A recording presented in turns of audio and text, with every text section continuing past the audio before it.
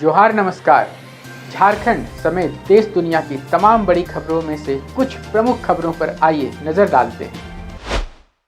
जोहार दर्शकों, स्वागत है आपका आज के ताज़ा समाचार बुलेटिन में। हम आपके लिए लेकर आए हैं झारखंड और देश दुनिया की 30 बड़ी खबरें। तो चलिए बिना देर किए शुरू करते हैं। सबसे पहले बात झारखंड की। देवघर के श्रावणी मेला में स्वास्थ्य व्यवस्था की पोल खुल गई है, जहां डॉक्टरों की ड्यूटी केवल कागजों तक सीमित है और स्वास्थ्य शिविर पारा मेडिकल कर्मियों के भरोसे चल रहे हैं। डिस्पाइट सिविल सर्जन कार्यालय को जानकारी होने के बावजूद गायब डॉक्टरों पर कोई कार्रवाई नहीं होती, जिससे व्यवस्था में गहरी मिलीभगत और सेटिंग का संदेह गहराता है। नक्सलियों ने ओडिशा के रॉक्सी रेंगड़ा रेलखंड पर आईईडी विस्फोट कर रेलवे ट्रैक को क्षतिग्रस्त कर दिया और झारखंड, ओडिशा समेत 5 राज्यों में 24 घंटे के भारत बंद का ऐलान किया। घटना के बाद सुरक्षा बलों को हाई अलर्ट पर रखा गया है और प्रभावित क्षेत्रों में सघन तलाशी अभियान चलाया जा रहा है। रांची में सीआईडी की साइबर क्राइम टीम ने करीब 3 करोड़ की अंतर्राज्यीय साइबर ठगी का खुलासा करते हुए मुख्य आरोपी दिनेश कुमार जायसवाल को जमशेदपुर से गिरफ्तार किया है।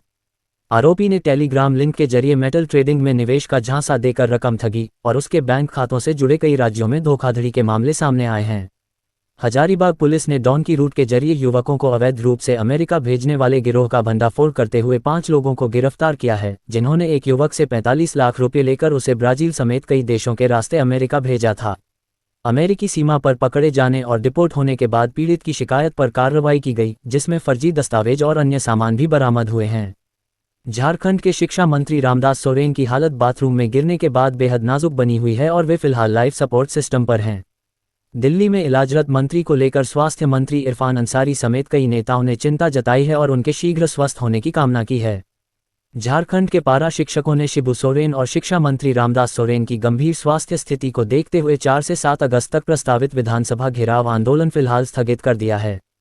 हालांकि मोर्चा ने 5 सितंबर से मुख्यमंत्री आवास का अनिश्चितकालीन घेराव करने की घोषणा की है और विधानसभा सत्र के दौरान अपनी मांगों को विभिन्न स्तरों पर उठाने का निर्णय लिया है।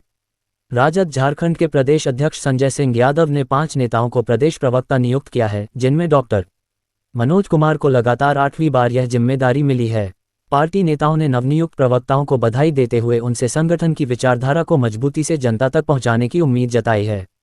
पाकुड़ के हिरणपुर प्रखंड में बिना अनुज्ञप्ति के और ऊंचे दामों पर खाद की अवैध बिक्री जारी है, जहां दुकानदार निर्धारित दर से काफी अधिक कीमत पर डीएपी और यूरिया बेच रहे हैं। प्रशासनिक निरीक्षण और सख्त निर्देशों के बावजूद न तो ई-पॉस मशीन का उपयोग हो रहा है, न ही पर्ची दी जा रही है, जिससे किसान शोषण का शिकार हो रहे हैं और विभागीय जांच का अभाव अनियमितताओं को बढ़ावा दे रहा है। उरीमारी के जरजरा जंगल में सीसीएल कर्मचारी सुखदेव मांझी का शव मिलने से इलाके में सनसनी फैल गई, जो कल शाम से लापता थे। पुलिस मामले की जांच कर रही है और पोस्टमार्टम रिपोर्ट के बाद ही मौत के कारणों का स्पष्ट पता चल सकेगा। देवघर के बाबा बैद्यनाथ धाम में श्रावणी मेले के दौरान अब तक 44 लाख श्रद्धालु जलार्पण कर चुके हैं और आखिरी सोमवारी पर 3 लाख से अधिक श्रद्धालुओं के पहुंचने की संभावना है। मंदिर की अब तक की आय 5.34 करोड़ रुपये रही है। वहीं प्रशासन ने सुरक्षा और व्यवस्था को लेकर पूरी तैयारी कर ली है। दिल्ली भाजपा अध्यक्ष मनोज तिवारी ने सांसद निशिकांत दुबे के साथ सुल्तानगंज से कांवड़ यात्रा कर देवघर स्थित बाबा बैद्यनाथ धाम में जल अर्पण किया और श्रावणी मेले को राष्ट्रीय मेला घोषित करने की मांग की। यात्रा के दौरान उनका भव्य स्वागत हुआ। उन्होंने प्रशासनिक व्यवस्थाओं की सराहना की और मंदिर परिसर में भोजपुरी भजन गाकर श्रद्धालुओं में उत्साह भर दिया।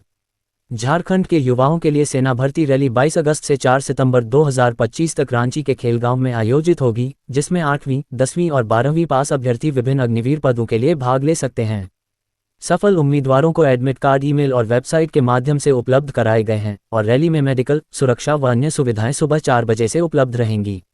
झारखंड मीठे पानी के मोती उत्पादन में तेजी से अग्रणी बन रहा है, जहां हजारीबाग को राज्य का पहला मोती खेती क्लस्टर बनाने की योजना है और अब तक राज्य में प्रतिवर्ष 77,000 मोतियों का उत्पादन हो रहा है।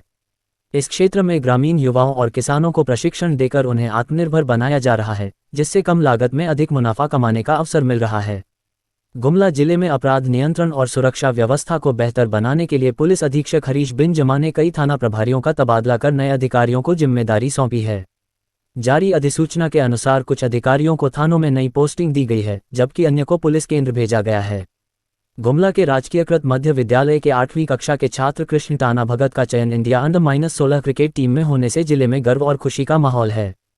सीमित संसाधनों के बावजूद कृष्णा ने कठिन परिश्रम और परिवार के सहयोग से यह मुकाम हासिल किया, जिससे वह युवाओं के लिए प्रेरणा बन गया है। भैया शादी से पहले अब लड़का लड़की के बारे में अच्छे से पता कर लिया करें। झारखंड से सनसनीखेज खबर। पलामू के बकोरिया गांव में एक महिला ने पारिवारिक विवाद के चलते अपने पति पर लाठी से हमला कर उसे दुपट्टे से फंदा लगाकर मारने की कोशिश की, लेकिन परिजनों की तत्परता से उसकी जान बच गई। गंभीर रूप से घायल पति की हालत नाजुक है। वहीं आरोपी पत्नी पूजा देवी को पुलिस ने गिरफ्तार कर जेल भेज दिया है। अब देखिए राष्ट्रीय सुर्खियां। सुप्रीम कोर्ट ने एक अहम फैसले में कहा है कि कर्मचारी अगर ड्यूटी पर जाते या लौटते समय दुर्घटना का शिकार होता है और हादसे का कार्य से स्पष्ट संबंध है तो उसे ड्यूटी पर हुआ हादसा माना जाएगा और मुआवजा देना पड़ेगा। ये निर्णय बॉम्बे हाईकोर्ट के पुराने फैसले को पलटते हुए लाखों कर्मचारियों के अधिकारों को मजबूत करता है। BSNL और नुमालीगढ़ रिफाइनरी लिमिटेड NRL ने मिलकर देश की पहली 5G captive non public network CNPN परियोजना शुरू करने के लिए समझौता किया है, जो इंडस्ट्री 4.0 को साकार करने और औद्योगिक ऑटोमेशन को बढ़ावा देने की दिशा में एक ऐतिहासिक कदम है। ये पहल डिजिटल इंडिया और आत्मनिर्भर भारत अभियानों को मजबूती देते हुए अन्य औद्योगिक क्षेत्रों के लिए भी एक प्रेरणास्रोत बनेगी।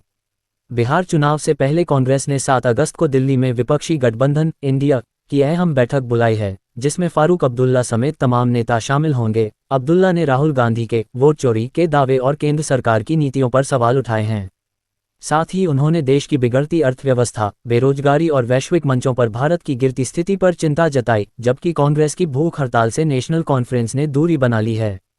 गंडक नदी में जलस्तर बढ़ने से बिहार के बेतिया, गोपालगंज, सारण और छपरा जिलों में बाढ़ का खतरा मंडरा रहा है, जिसे देखते हुए प्रशासन और जल संसाधन विभाग ने अलर्ट जारी कर 24 घंटे निगरानी शुरू कर दी है। नेपाल से भी भारी मात्रा में पानी छोड़े जाने और लगातार बारिश को लेकर निचले इलाकों के लोगों को सतर्क रहने और आपात स्थिति में हेल्पलाइन नंबरों पर संपर्क करने की सलाह दी गई है। मुख्यमंत्री नीतीश कुमार ने आपदा प्रबंधन नियंत्रण कक्ष का निरीक्षण कर राज्य में भारी बारिश और संभावित बाढ़ की स्थिति को लेकर अधिकारियों को सतर्क और तैयार रहने के निर्देश दिए। उन्होंने राहत और बचाव कार्यों को प्राथमिकता देने को कहा, जबकि राज्य भर में हाई अलर्ट जारी कर दिया गया है। बिहार विधानसभा चुनाव से पहले कांग्रेस को बड़ा झटका देते हुए वरिष्ठ दलित नेता और प्रदेश कार्यकारी अध्यक्ष अशोक राम ने JDU की सदस्यता ले ली है। कांग्रेस में उपेक्षा और नेतृत्व से नाराज अशोक राम के इस कदम से पार्टी की स्थिति और कमजोर होने की आशंका जताई जा रही है, खासकर राहुल गांधी की आगामी पदयात्रा से ठीक पहले। ओडिशा के गजपति जिले में एक चौंकाने वाली घटना में RWSS विभाग के चपरासी ने अफसर को गलती से पानी की जगह पेशाब पिला दिया, जिससे अफसर की तबीयत बिगड़ गई और उसे अस्पताल में भर्ती कराना पड़ा। जांच में यूरिन की पुष्टि होने पर चपरासी को गिरफ्तार कर लिया गया है और पुलिस मामले की तहकीकात कर रही है। गोरखपुर में एक महिला की धमकी कि तुम्हें मारकर ड्रम में भर दूंगी से डरे पति ने अपनी पत्नी की उसके प्रेमी से खुद ही शादी करवा दी और 4 बच्चों को भी उनके साथ भेज दिया। पुलिस और ग्रामीणों की मौजूदगी में मंदिर में विवाह संपन्न हुआ, जिसमें दोनों पक्षों की सहमति शामिल थी और कोई कानूनी अड़चन नहीं आई। अब देखिए कलियुगी शिक्षिका की कारस्तानी। पूर्व शिक्षिका समीरा फातिमा ने सोशल मीडिया के जरिए भावनात्मक जाल में फंसाकर 8 पुरुषों से शादी की और करीब 50 लाख रुपये की ठगी की। नागपुर पुलिस ने उसे लंबे समय बाद गिरफ्तार किया है और अब उसकी गैंग और अन्य पीड़ितों की जांच जारी है। रांची में भी एक शिक्षिका अपने घर में बच्चों को जबरदस्ती धमकाया करती और काम करवाती थी। फिलहाल स्थानांतरण हुआ तो राहत है, कई तो पढ़ाने से ज्यादा ब्यूटी कॉन्टेस्ट में नाचने गाने में बदनाम हैं। एक गांव में तेज बारिश के दौरान आसमान से मछलियों, कछुओं और सांपों की बारिश हुई, जिससे लोग हैरान रह गए और रात भर मछलियां पकड़ने में जुट गए। वैज्ञानिकों ने इसे वाटर स्पॉट नामक दुर्लभ प्राकृतिक घटना बताया, जिसमें पानी के साथ जीव जंतु हवा में उड़कर वर्षा के साथ गिरते हैं। घटना बिहार के लखीसराय की बताई गई है। ये थी आज की 30 बड़ी खबरें। अगर आप ऐसे ही अपडेट्स पाना चाहते हैं तो हमारे YouTube चैनल को सब्सक्राइब करें, Facebook पेज को लाइक करें और इस वीडियो को शेयर जरूर करें। फिर मिलेंगे अगले बुलेटिन में, तब तक के लिए जोहार और नमस्ते।